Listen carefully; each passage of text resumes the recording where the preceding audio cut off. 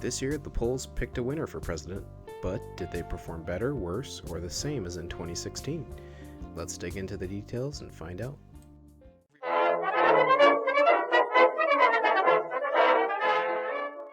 In a bar in Alaska, there's a sign that says, "If this establishment does not meet your standards, please lower your standards." And that's good advice for those who expected the election results to come in right away. It took until Saturday, but the Associated Press and other organizations have named Joe Biden as the president-elect. At that point, the vote counts, both in person and mail-in votes, showed that Trump had a near zero chance of winning the Electoral College. This was a record turnout for both the Republicans and for the Democrats.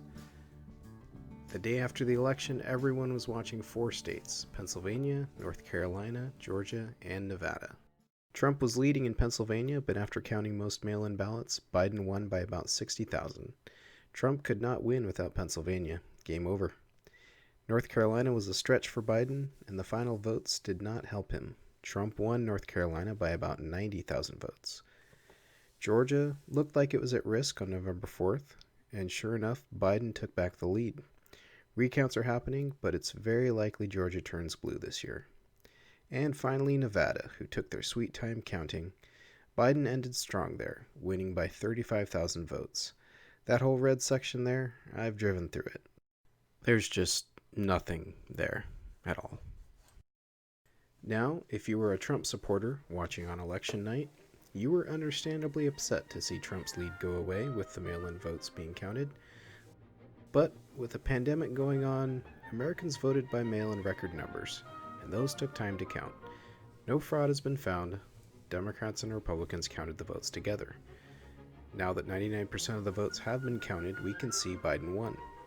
This is the same system that awarded Trump 306 electoral votes in 2016, and speaking of that, assuming Georgia is picked for Biden, we'll end up with the exact reversal: Biden at 306 and Trump at 232. Now, let's compare the 2020 polls to the results and see if they performed better, worse, or the same as 2016. We'll start with the national polls. The polls picked Biden by 7.2% nationally. With most votes counted, he is leading Trump by 3.5%. That makes a 3.7% error in the spread. The polls appear to have overestimated Biden's percentage slightly, but underestimated Trump by 3.4%. That is a troubling outcome for the polls. Nationally, they underestimated Trump significantly, while being spot on for Biden. If we put that 3.7% spread error into historical context, we see it's not great, but not terrible, very middle of the pack. Notably, though, the 2016 spread error was significantly lower. Now let's take a look at how the 2020 state polling fared. The actual point spreads did deviate significantly from the final polling numbers. Florida went to Trump, despite polling towards Biden, and Georgia will likely go to Biden despite polling towards Trump. Now, if we look at the spread errors for these states, they're pretty disappointing. Now, this graph shows spread errors that overestimated Democrats in blue and errors that overestimated Republicans, specifically Trump, in red. Clearly, you can see that most spread errors favored the Democrats, and overall, the 2020 polls performed, just as bad as they did in 2016. I mean, Wisconsin, off again by 6%. The pollsters were fooled again. If I'm going to hand out grades to the polls, I'll give the 2016 national polls a B. They didn't pick the winner, but they picked the popular vote and were off by less than 2%. State polling in 2016 gets a D-. They were the reason everyone thought Hillary would win. In 2020, national polling gets a C.